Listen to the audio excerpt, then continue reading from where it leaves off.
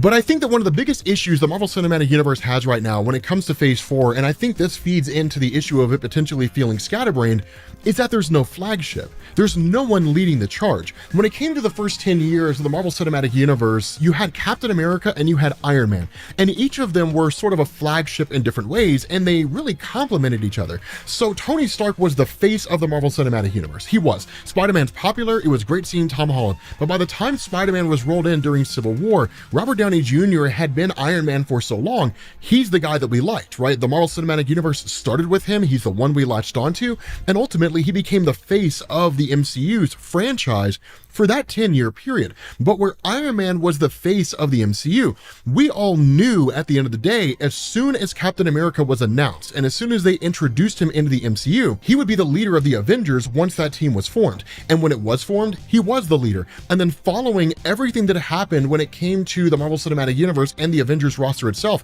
he was the leader of the team. So they really complemented each other in that way. The Marvel Cinematic Universe doesn't have that right now, right? It just kind of feels scattered, leaderless, and divided, and we don't know who's running the show. There's no Iron Man, there's no Captain America. We know that there's Spider-Man, but literally the entirety of Spider-Man No Way Home was making the world forget that Peter Parker ever existed, so no one knows who it is under the mask as far as the films go, and you feel that in the movies. Doctor Strange is doing his own magical thing. Now, I don't think it intended to be this way. I'm pretty sure it's been well established that Chadwick Boseman was going to be the face of the Marvel Cinematic Universe going forward. He was essentially going to take the reins following Robert Downey Jr.'s departure from the Marvel Cinematic Universe, and we all would have loved that. It was just a natural progression because of how much we loved Chadwick Boseman and the first Black Panther film. The problem with this is that, unfortunately, Chadwick Boseman passed away, and what I think this did is it threw a wrench in the works of the MCU, that they had projects lined up, they had things that they were focusing on, but I think what they're doing right now is they're shuffling around and they're trying to figure out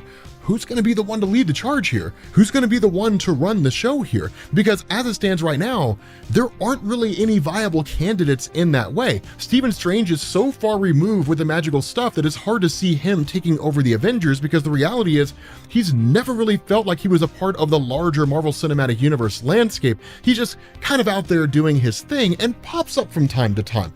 And then you had Carol Danvers. I don't know how well people would receive her character, because as I understand it, she was not well received top to bottom, that it was guys and gals, right? People just in general didn't seem to like Carol Danvers. Again, it could be Spider-Man, but that problem is a problem of its own.